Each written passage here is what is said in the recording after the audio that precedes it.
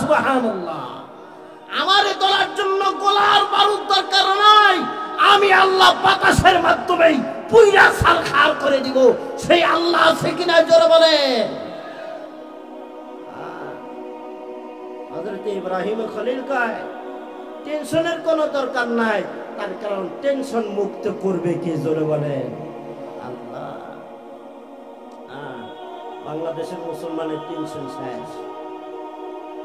আর একদল আবার মনে করবো যে না হুজুর টেনশন শেষ না, আপনারা আপনাদের বুদ্ধি খান, আপনাদের চেয়ার খান, সব কিছু খান, যত ক্ষমতার যতগুলো অপশন আছে সব খান, কিন্তু আমরা মুসলমান তাওহীদি জনতা কোরআনের বিরুদ্ধে, হাদিসের বিরুদ্ধে, আল্লাহর রাসূলের বিরুদ্ধে, মসজিদের বিরুদ্ধে, মাদ্রাসার বিরুদ্ধে একটা আওয়াজ যদি কোন দলের মাধ্যমে হয়, ওই দল তন্ত্র মন্ত্র আমরা মানব না, ওই জায়গায় দাঁড়িয়ে যাও, কারা প্রস্তুত আছো, আমরা মরতে মুজাহিদ, তারা দাঁড়ায় যাব, বলবো আমরা একজন আছি মুসলমান, ইল্লাত আবিকুম ইব্রাহিম ওয়া সাম্মাকুমুল মুসলিমিন।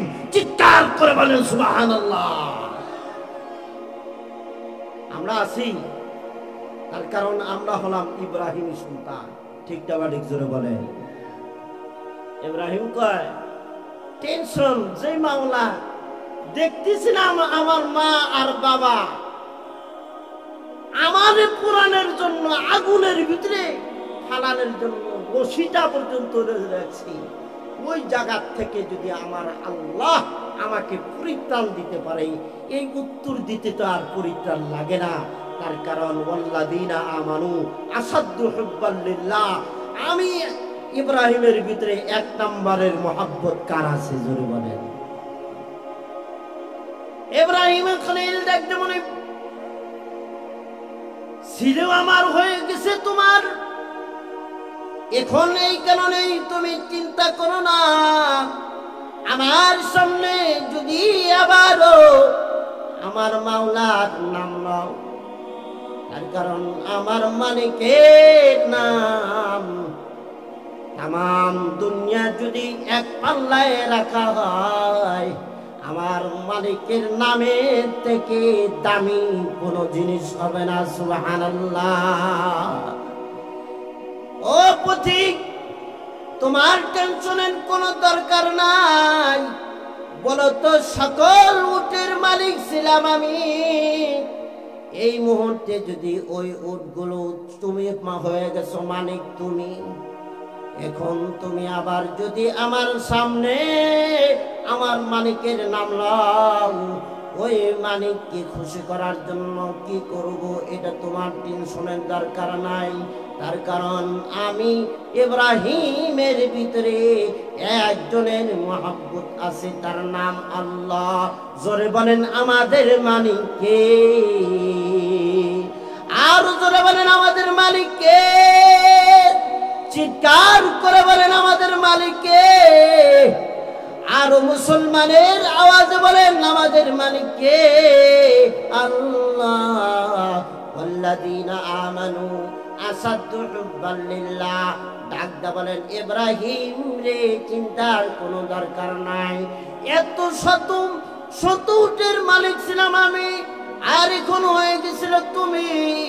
মালিকের মহব্বতের কারণে সব তোমাকে মালিক বানা দিয়েছি, এখন তোমার কোনো টেনশন করার দরকার নাই।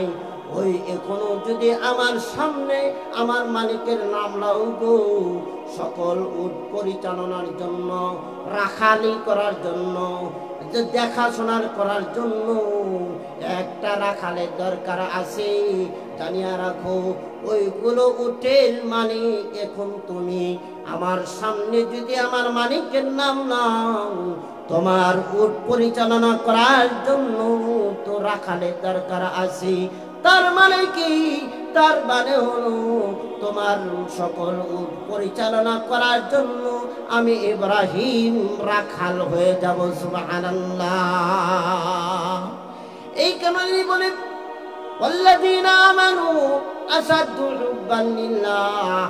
বাবা গো, যদি প্রত্যেকটা মানুষের ভিতরে, ইমানদারের ভিতরে মালিকের মহব্বত যদি এরকম থাকে, আল্লাহ পাক বলেন, আল্লাহর ওলি আশরাফ আলী থানভী আলাইহির রহমা বলেন, এই ইমানদার যখন আজরাইলের সামনে দাঁড়া যাবে, তখন আল্লাহ তাআলা টাস করে তার জবানে কালেমা লা ইলাহা ইল্লাল্লাহ পড়তে পড়তে মউত নামক সিঁড়ি দিয়ে মালিকের কাছে চলে যাবে। সুবহানাল্লাহ।